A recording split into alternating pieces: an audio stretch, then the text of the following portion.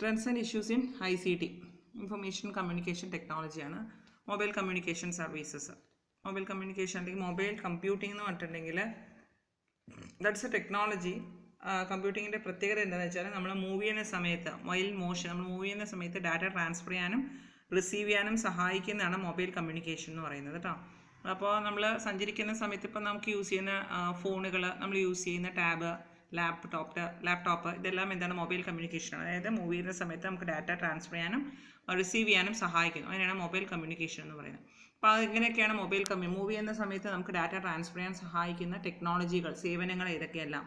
SMS, MMS, GPS, smart cards ആണ് popular mobile communication services.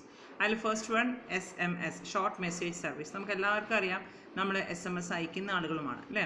SMS messages are exchanged using the protocol called signalling system number 7.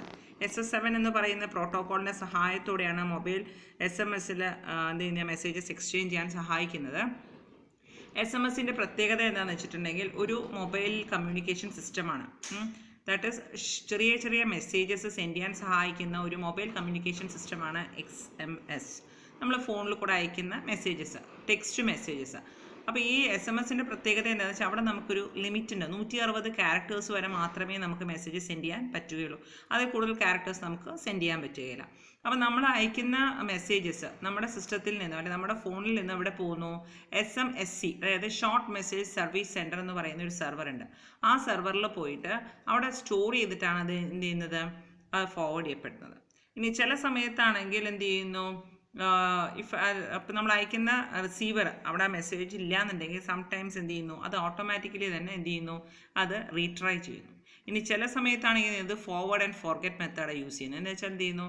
അത് forward ചെയ്തിട്ട് ആ receiver ഇല്ല എന്നുണ്ടെങ്കിൽ then forget, പിന്നെ അത് അയക്കില്ല. പിന്നെ നമ്മൾ തന്നെ എന്ത് ചെയ്യണം? രണ്ടാമത് സെൻഡ് ചെയ്യണം. അപ്പോൾ SMS എന്ന് പറഞ്ഞിട്ടുണ്ടെങ്കിൽ ഷോർട്ട് മെസ്സേജ് സർവീസാണ്. അബൌട്ട് 160 ക്യാരക്ടേഴ്സ് മാത്രമേ സെൻഡ് ചെയ്യാൻ പറ്റുകയുള്ളൂ. അവിടെ നമ്മൾ യൂസ് ചെയ്യുന്ന പ്രോട്ടോകോൾ സിഗ്നലിംഗ് സിസ്റ്റം നമ്പർ 7 ആണ്. പിന്നെ അവിടെ നമ്മൾ അയക്കുന്ന മെസ്സേജ് നമ്മുടെ സിസ്റ്റത്തിൽ നിന്നും SMSC എന്ന് പറയുന്ന ഒരു സെർവറിൽ പോകുന്നു. അവിടെ സ്റ്റോർ ആൻഡ് ഫോർവേഡ് മെക്കാനിസമാണ് യൂസ് ചെയ്യുന്നത്. സംടൈംസ് ആ മെസ്സേജ് നമ്മൾ റിസീവറിന് അയക്കുമ്പോൾ റിസീവർ അത് റിസീവ് ചെയ്തിട്ടില്ല എന്നുണ്ടെങ്കിൽ, റിസീവറിൻ്റെ സ്റ്റേഷനിൽ എത്തിയിട്ടില്ല എന്നുണ്ടെങ്കിൽ നമ്മുടെ സിസ്റ്റം തന്നെ, സെർവർ തന്നെ ഓട്ടോമാറ്റിക്കലി റീട്രൈ ചെയ്യുന്നു. അല്ലെങ്കിൽ ചില സമയത്ത് അത് യൂസ് ചെയ്യുന്ന ടെക്നോളജി എന്ന് പറഞ്ഞാൽ ഫോർവേഡ് ആൻഡ് ഫോർഗെറ്റ് ആണ്. അതായത് ഒരിക്കൽ നമ്മൾ അയച്ചു കഴിഞ്ഞ് നമ്മളത് റിസീവ് ചെയ്യാൻ റിസീവർ ഇല്ല എന്നുണ്ടെങ്കിൽ ഓട്ടോമാറ്റിക്കലി എന്ത് ചെയ്യുന്നു? അത് ഫോർഗെറ്റ് ആവുന്നു. പിന്നെ നമ്മൾ തന്നെ രണ്ടാമത് എന്ത് ചെയ്യണം?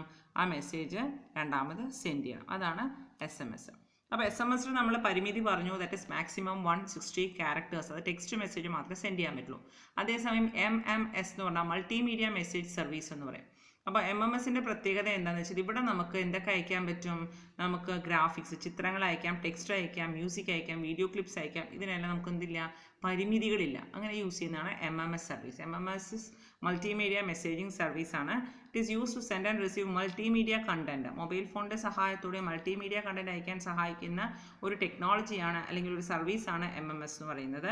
അവിടെ നമ്മൾ അയക്കുന്ന ഒരു ഫയലിന് എന്തില്ല? ലിമിറ്റ് ഇല്ല. ടെക്സ്റ്റ് അയക്കാം, ഗ്രാഫിക്സ് അയക്കാം, എന്ന് വെച്ചാൽ ഇഷ്ടംപോലെ അയക്കാം എന്നുള്ളൊരു പരിമിതി ഇല്ല കേട്ടോ. നമുക്ക് അവിടെ പല തരത്തിലുള്ള ഐറ്റംസ് അയക്കാം. മറ്റേതിലാണെങ്കിൽ ടെക്സ്റ്റ് മാത്രമാണെങ്കിൽ ഇവിടെ ടെക്സ്റ്റ് അയക്കാം, ഗ്രാഫിക്സ് അയക്കാം, മ്യൂസിക് അയക്കാം, വീഡിയോ ക്ലിപ്സ് എന്ത് വേണമെങ്കിലും അയക്കാം. അതേപോലെ തന്നെ MMS സെർവറിന് എന്ത് ചെയ്യാൻ പറ്റും? ഡാറ്റ സ്റ്റോർ ചെയ്യാനും അത് ഹാൻഡിൽ ചെയ്യാനും പറ്റും. ഇൻകമിങ്ങും ഔട്ട് ഗോയിങ് മെസ്സേജസിനെ സ്റ്റോർ ചെയ്യാനും ഹാൻഡിൽ ചെയ്യാനുള്ള കഴിവ് MMS-നുണ്ട്. Then GPS, global positioning system. അപ്പോൾ GPS എന്ന് പറഞ്ഞിട്ടുണ്ടെങ്കിൽ നമുക്കറിയാം, ഇന്ന് ഇവിടെ ഒരാൾ ഇപ്പോൾ ഒരു വണ്ടി പോണ സമയത്ത് നമ്മൾക്കിപ്പോൾ അറിയാത്തൊരു ലൊക്കേഷനിൽ കൂടെ നമ്മൾ പോവുകയാണെങ്കിൽ നമ്മൾ യാത്ര ചെയ്യാനൊക്കെ നമ്മളെ സഹായിക്കും. നമ്മൾ ഡെസ്റ്റിനേഷനൊക്കെ സെറ്റ് ചെയ്യാൻ സഹായിക്കും. ഡെസ്റ്റിനേഷനെ സെറ്റ് ചെയ്ത് നമ്മൾ റൂട്ട് കാണിക്കാൻ സഹായിക്കുന്ന ഒരു ടെക്നോളജിയാണ് അല്ലെങ്കിൽ ഒരു സർവീസാണ് GPS എന്ന് പറയുന്നത്. അപ്പോൾ GPS-ൻ്റെ പ്രത്യേകത എന്താ വെച്ചാൽ സാറ്റലൈറ്റ് ബേസ്ഡ് നാവിഗേഷൻ സിസ്റ്റമാണ്. സാറ്റലൈറ്റ് ബേസ് ചെയ്തിട്ട് നമ്മൾ സഞ്ചരിക്കാൻ സഹായിക്കുന്ന ഒരു സിസ്റ്റമാണ്. അതായത് സഞ്ചരിക്കാൻ സഹായിക്കാൻ, ലൊക്കേഷൻ കണ്ടുപിടിക്കാൻ സഹായിക്കുന്ന ഒരു സിസ്റ്റമാണ് GPS എന്ന് പറയുന്നത്. അതിന് നമ്മൾ GPS-ന് എന്തൊക്കെ ആവശ്യമെന്ന് വെച്ചാൽ സാറ്റലൈറ്റുകളുണ്ട്, കൺട്രോൾ ആൻഡ് മോണിറ്ററിങ് സ്റ്റേഷൻ, അതിന് സാറ്റലൈറ്റ്സിനെ കൺട്രോൾ ചെയ്യാനും അത് മോണിറ്റർ ചെയ്യാനുള്ള സ്റ്റേഷൻസ് ഉണ്ട്, റിസീവേഴ്സ് ഉണ്ട്. അതായത് ഒരു സാറ്റലൈറ്റിനെ ബേസ് ചെയ്തിട്ടുള്ള ഒരു നാവിഗേഷൻ സിസ്റ്റമാണ്. ഒരു പൊസിഷൻ ലൊക്കേറ്റ് ചെയ്യാൻ വേണ്ടി സാറ്റലൈറ്റിനെ ബേസ് ചെയ്തിട്ടുള്ള നാവിഗേഷൻ സിസ്റ്റമാണ്. അതൊരു പൊസിഷനെ ലൊക്കേറ്റ് ചെയ്യാൻ വേണ്ടി യൂസ് ചെയ്യുന്ന ഒരു സിസ്റ്റമാണ്. ഭൂമിയിൽ ഏതൊരു സ്ഥാനത്തിൻ്റെ പൊസിഷൻ കണ്ടുപിടിക്കാൻ വേണ്ടി യൂസ് ചെയ്യുന്ന സിസ്റ്റമാണ് GPS. അതിന് എന്തൊക്കെ ആവശ്യമാണെന്ന് വെച്ചാൽ സാറ്റലൈറ്റ് ആവശ്യമാണ്, കൺട്രോളിങ് ആൻഡ് മോണിറ്ററിങ് സ്റ്റേഷൻസ് ആവശ്യമാണ്, റിസീവേഴ്സും ആവശ്യമാണ്. അപ്പോൾ GPS-ൻ്റെ വർക്കിംഗ് എങ്ങനെയാണെന്ന് വെച്ചാൽ GPS-ന് ഒരു ഗ്രൂപ്പ് ഓഫ് സാറ്റലൈറ്റ്സ് ഉണ്ട്. ഈ സാറ്റലൈറ്റ് എപ്പോഴും നമ്മുടെ എർത്തിനെ എന്ത് ചെയ്തുകൊണ്ടിരിക്കുകയാണ്, ഓർബിറ്റ് ചെയ്തുകൊണ്ടിരിക്കുകയാണ്. അതായത് റൊട്ടേറ്റിംഗ് അറൗണ്ട് ദി എർത്ത്, എർത്തിനെ ചുറ്റിക്കൊണ്ടിരിക്കുകയാണ്. അപ്പോൾ GPS-ന് കുറച്ച് സാറ്റലൈറ്റുകളുണ്ട്. ഈ സാറ്റലൈറ്റ് കണ്ടിന്യൂസ് ആയിട്ട് എന്ത് ചെയ്തിരിക്കുകയാണ്, എർത്തിനെ റൊട്ടേറ്റ് ചെയ്തുകൊണ്ടിരിക്കുകയാണ്. ഈ സാറ്റലൈറ്റ്സ് എന്ത് ചെയ്യുന്നു, റേഡിയോ സിഗ്നൽസ് ട്രാൻസ്മിറ്റ് ചെയ്യുന്നു. നമ്മൾ ഏതൊരു ഐറ്റത്തിനെയാണോ നമ്മൾ സെർച്ച് ചെയ്തുകൊണ്ടിരിക്കുന്നത് അതിലേക്ക് എന്ത് ചെയ്യുന്നു, റേഡിയോ സിഗ്നൽസ് ട്രാൻസ്മിറ്റ് ചെയ്ത ശേഷം ആ ഐറ്റത്തിൻ്റെ എക്സാക്ട് ലൊക്കേഷനും ആ ഐറ്റം കണ്ടെത്തിയ സമയവും അതിൻ്റെ കുറിച്ചിട്ടുള്ള ഇൻഫർമേഷനും പാസ് ചെയ്യുന്നു.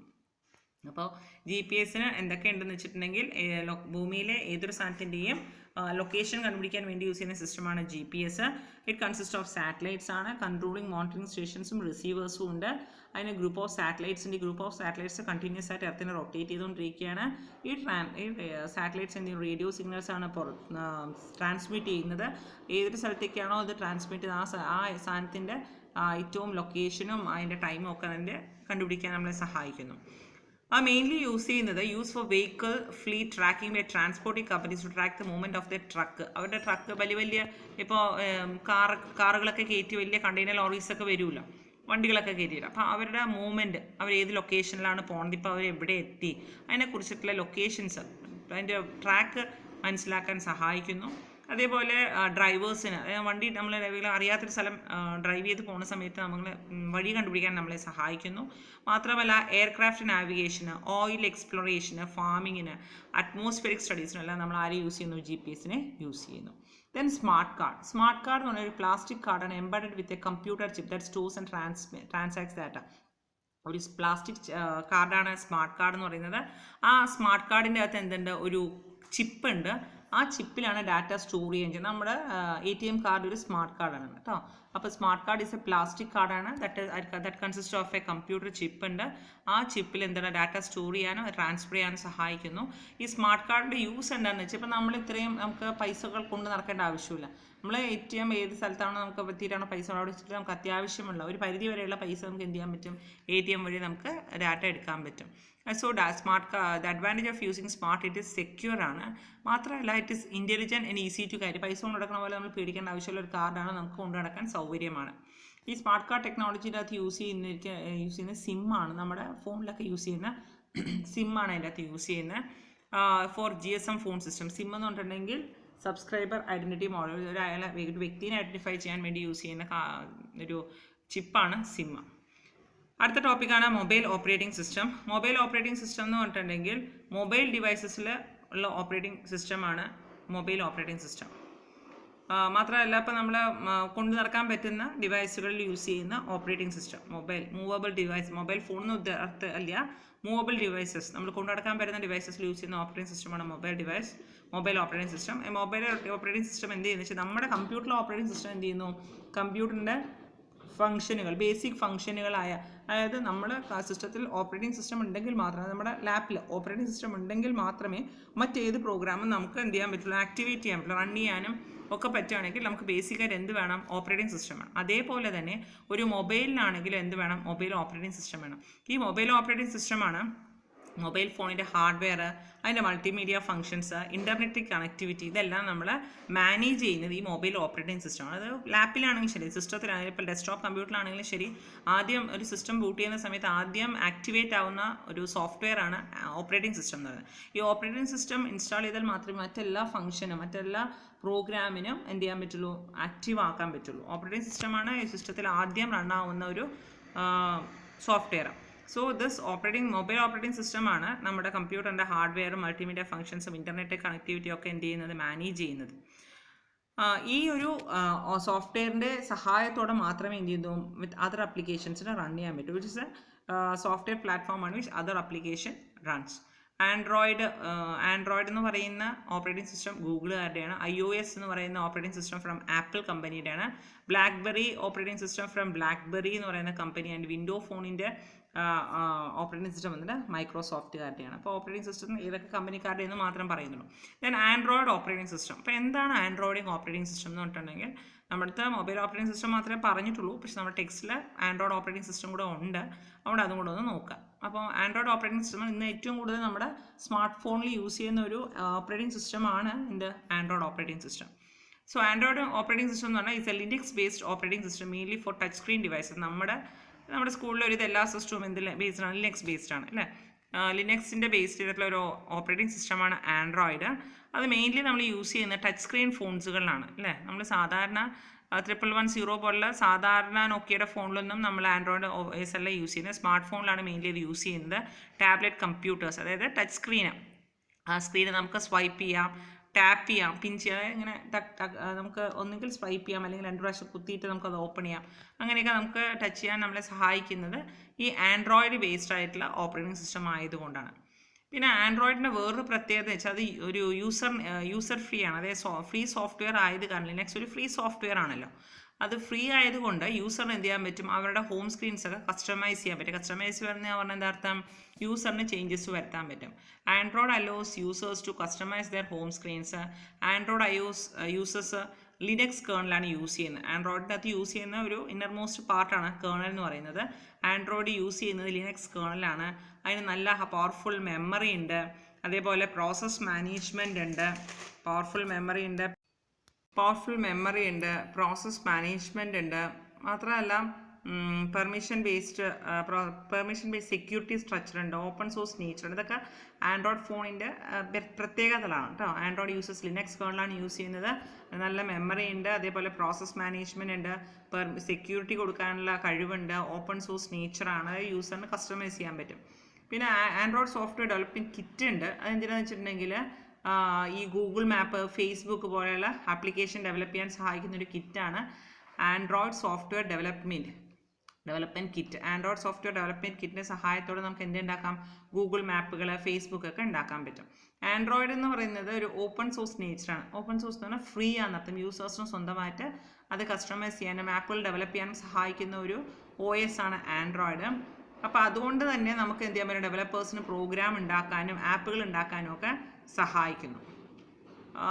Make programs apps for Android apps ഒക്കെ ഉണ്ടാവും. പിന്നെ നമുക്ക് ഫ്രീ ആയിട്ട് പ്ലേ സ്റ്റോറിൽ ഡൗൺലോഡ് ചെയ്യാനും സ്റ്റോർ ചെയ്യാനും ഒക്കെ സഹായിക്കുന്നു ഈ ഓപ്പറേറ്റിംഗ് സിസ്റ്റം. അതാണ് Android operating system. Then cyber crimes against individual. വ്യക്തികൾക്ക് അഗെയിൻസ്റ്റ് ആയിട്ടുള്ള സൈബർ ക്രൈമുകൾ എന്തെല്ലാമാണ്? വ്യക്തികൾക്ക് അഗെയിൻസ്റ്റ് എന്ന് പറഞ്ഞാൽ സൈബർ ക്രൈം എന്ന് പറഞ്ഞാൽ എന്താണ്? കമ്പ്യൂട്ടറിൻ്റെ സഹായത്തോടെ നമ്മൾ ചെയ്യുന്ന എല്ലാ ക്രൈമും എന്ത് ക്രൈമാണ്? സൈബർ ക്രൈം എന്ന് പറയുന്നു. അപ്പോൾ crimes that are done with the help of a computer are known as cyber crimes. അപ്പോൾ സൈബർ ക്രൈംസ് നമുക്ക് കുറേ ക്രൈംസ് ഉണ്ട്. അതിൽ നമ്മൾ ഫസ്റ്റ് കുറച്ച് ക്രൈംസ് നമ്മൾ പഠിക്കാനുള്ളൂ. സൈബർ ക്രൈംസ് അഗെയിൻസ്റ്റ് ഇൻഡിവിജ്വൽ, വ്യക്തികൾക്ക് അഗെയിൻസ്റ്റ് ആയിട്ടുള്ള സൈബർ ക്രൈംസ് എന്തൊക്കെയാണ്? അപ്പോൾ 5 ഉണ്ട്. Identity theft, harassment, impersonation, cheating, violation of privacy, dissemination of obscene material. ഇതാണ് 5 സൈബർ ക്രൈമുകൾ. അതിൽ ആദ്യത്തെ സൈബർ ക്രൈമാണ് ഐഡൻറ്റിറ്റി തെഫ്റ്റ്. അതായത് ഒരാളുടെ സ്വകാര്യ വിവരങ്ങളുടെ മോഷണം. അതായത് ഒരാളുടെ അയാളുടെ പെർമിഷൻ ഇല്ലാതെ അയാളുടെ ഇൻഫർമേഷൻസ് നമ്മൾ മോഷ്ടിക്കുക. അതായത് അയാളുടെ നെയിം യൂസ് ചെയ്ത് നമ്മളൊരു ഫേസ്ബുക്ക് അക്കൗണ്ട് സ്റ്റാർട്ട് ചെയ്യാം. അതേപോലെ അയാളുടെ ക്രെഡിറ്റ് കാർഡ് യൂസ് ചെയ്തിട്ട് അയാളുടെ പൈസ സ്റ്റീൽ ചെയ്യാം. അപ്പോൾ അയാളുടെ പെർമിഷൻ ഇല്ലാതെ അയാളുടെ പേര്, അയാളുടെ ഡീറ്റെയിൽസിൻ്റെ സഹായത്തോടെ നമ്മൾ എന്തുണ്ടാക്കുന്നു?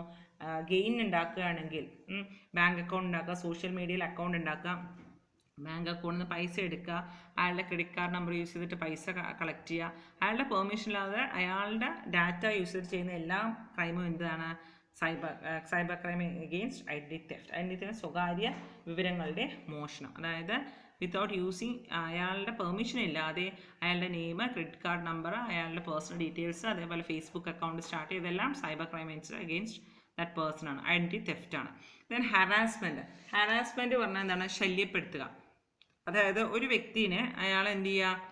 മാനസികമായിട്ട് പീഡിപ്പിക്കുന്ന രീതിയിൽ അയാളുടെ ജെൻഡർ, അയാളുടെ റേസ്, നിറം, അയാളുടെ റിലീജിയൻ, നാഷണാലിറ്റി എക്സെട്ര എന്നിവ നമ്മൾ എന്ത് ചെയ്യുന്നു? സോഷ്യൽ മീഡിയയിലൊക്കെ കൊടുത്ത് പ്രചരിപ്പിച്ച് അയാൾ എന്ത് ചെയ്യുക? ശല്യപ്പെടുത്തുക, മാനസികമായിട്ട് പീഡിപ്പിക്കുക. That is harassment. ഹറാസ് ചെയ്യുക. അതായത് ഇൻ്റർനെറ്റിൻ്റെ സഹായത്തോടെ ഒരാളെ ഹറാസ് ചെയ്യുന്നതിനെയാണ് എന്തെന്ന്? സൈബർ സ്റ്റാൽക്കിംഗ് എന്ന് പറയും. The use of internet to harass someone is called cyber stalking. അതായത് ചില സെലിബ്രിറ്റീസിനെയൊക്കെ കണ്ടിട്ടില്ല, അവരുടെ പേരോടുകൂടി നമ്മളൊരു ഫേസ്ബുക്ക് അക്കൗണ്ട് സ്റ്റാർട്ട് ചെയ്തിട്ട് അവരെക്കുറിച്ച് മോശമായിട്ട് അവരുടെ പോസ്റ്റൊക്കെ ഇടുക, അവരുടെ ഡിഫെയിം ചെയ്യാം. അവരുടെ ഫോട്ടോഗ്രാഫ്സ് ഒക്കെ എടുത്തിട്ട് എന്ത് ചെയ്യുക? പേഴ്സണൽ ഇൻഫർമേഷനൊക്കെ സെലിബ്രിറ്റിയുടെയൊക്കെ എടുത്തിട്ട് അവരെ മോശമായി ചിത്രീകരിക്കുന്ന ഇത് ഹറാസ്മെൻ്റ് ആണ്. Then impersonation and cheating.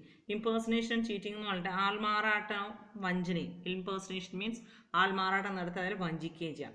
That is, it's an act of pretending to be another person for the purpose of harming the victim. അയാൾ എന്ത് ചെയ്യുക, അയാളെ ദ്രോഹിക്കുന്ന രീതിയിൽ അയാളായിട്ട് അഭിനയിക്കുക. അതിനെയാണ് നമ്മൾ ഇംപേഴ്സണേഷൻ ആൻഡ് ചീറ്റിംഗ് എന്ന് പറയുന്നത്.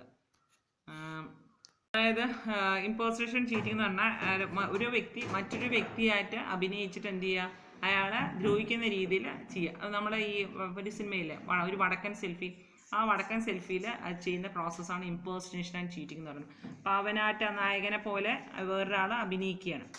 അപ്പോൾ ഇംപേഴ്സണേഷൻ പറഞ്ഞാൽ ഒരാളെ മറ്റൊരാളെ പോലെ കാണിച്ചിട്ട് അയാളെ ദ്രോഹിക്കുക. അതിനെയാണ് ഇംപേഴ്സണേഷൻ ആൻഡ് ചീറ്റിംഗ് എന്ന് പറയുന്നത്. പിന്നെ മാത്രമല്ല, നമുക്ക് ഇമെയിലൊക്കെ സാധാരണ നിങ്ങളുടെ വീട്ടിലൊക്കെ ശ്രദ്ധിച്ചിട്ടുണ്ടോ, മെയിൽ ഐ ഡിയിലവർക്ക് അറിയാൻ പറ്റും, നമുക്ക് മെസ്സേജ് വരും. അതായത് നമ്മൾ ഇത്ര സ്ഥലമുണ്ട്, ഞങ്ങൾ സ്റ്റേറ്റ്സിലാണ്, ഞങ്ങളുടെ സ്റ്റേറ്റ്സിൽ ഇത്ര സ്ഥലം ഞങ്ങൾ വിറ്റു, അപ്പോൾ ഞങ്ങൾക്ക് വിൽക്കാൻ വേണ്ടിയിട്ട് ഇത്ര പൈസ വേണം, അപ്പോൾ ഈ പൈസ നിങ്ങൾ അയച്ചു തന്നാണെങ്കിൽ ഞങ്ങൾ ഇതിൻ്റെ വിൽക്കുമ്പോൾ ഇത്ര എമൗണ്ട് തരും, ലക്ഷങ്ങൾ നിങ്ങൾക്ക് അയച്ചു തരും എന്നൊക്കെ പറഞ്ഞ് യൂഷ്വലി മെയിലുകളൊക്കെ വരാറുണ്ട്. സാധാരണക്കാരായ എനിക്ക് പോലും അങ്ങനത്തെ മെസ്സേജസ് ഒക്കെ നമ്മൾ ഒരിക്കലും അത് സ്പാമാന്നൊന്ന് തള്ളിക്കളയും, നമ്മളത് അറ്റൻഡ് ചെയ്യാനേ പാടില്ല. അപ്പോൾ അവിടെ നമ്മൾ അറിയാതെ പൈസ ഇട്ട് കൊടുത്തു വെച്ചാൽ പിന്നെ അവർ എന്ത് ചെയ്യും, നമ്മുടെ അക്കൗണ്ട് ഡീറ്റെയിൽസ് അതൊക്കെ ട്രാപ്പ് ചെയ്ത് നമ്മുടെ നിന്ന് പൈസയൊക്കെ എടുക്കും. അപ്പോൾ അതിനെയാണ് ഇംപേഴ്സണേഷൻ. അത് ഒരു വ്യക്തി മറ്റൊരാളെ പോലെ ആക്ട് ചെയ്തിട്ട് അയാളെ ഹ്യൂമിലിയേറ്റ് ചെയ്യുക, ഹാം ചെയ്യുക, ദ്രോഹിക്കുക. That is impersonation cheating. Then violation of privacy. Violation of privacy is the intrusion into the personal life and without a value. ഒരു പ്രത്യേക കാരണമൊന്നുമില്ലാതെ മറ്റൊരാളുടെ ജീവിതത്തിലേക്ക് കടന്നു കൂടുന്നതിനെയാണ് എന്തെന്ന് പറയുക, വയലേഷൻ ഓഫ് പ്രൈവസി എന്ന് പറയുന്നത്. സ്വകാര്യ ലംഘനം. അതിനെ പറയുന്ന ഒറ്റ വാക്കിൽ പറയുന്ന സ്വകാര്യതയുടെ ലംഘനം. അതായത് അയാളുടെ പ്രത്യേകിച്ച് വാലിഡ് റീസൺ ഒന്നുമില്ല എങ്കിലും നമ്മൾ എന്ത് ചെയ്യുന്നു, അയാളുടെ പേഴ്സണൽ ഇൻഫർമേഷൻ, അയാളുടെ ഫോട്ടോഗ്രാഫി ഒക്കെ നമ്മൾ എന്ത് ചെയ്യുന്നു, എടുത്തിട്ട് നമ്മൾ അയാളുടെ സ്വകാര്യതയിലേക്ക് കടന്നുകൂടുക. വെറുതെ നമ്മൾ മറ്റൊരാളെ ദ്രോഹിക്കാൻ വേണ്ടി അയാളുടെ പേഴ്സണൽ ലൈഫിലേക്ക് ഇൻ്റർഫിയർ ചെയ്യുന്നതിനാണ് വയലേഷൻ ഓഫ് പ്രൈവസി എന്ന് പറയുന്നത്. ഇനി നമ്മൾ ഒരാളുടെ പെർമിഷൻ ഇല്ലാതെ അയാളുടെയോ അല്ലെങ്കിൽ അവളുടെയോ ഫോട്ടോ എടുക്കുന്നത് പോലും എന്താണ്, it's A violation of privacy. നമ്മൾ ഫോട്ടോ എടുക്കുകയാണെങ്കിൽ പോലും അയാളുടെ പെർമിഷൻ നമുക്ക് ഉണ്ടായിരിക്കണം, അല്ലെങ്കിൽ അതിനെ പറയുന്ന പേരാണ് violation of privacy. Then dissemination of obscene material.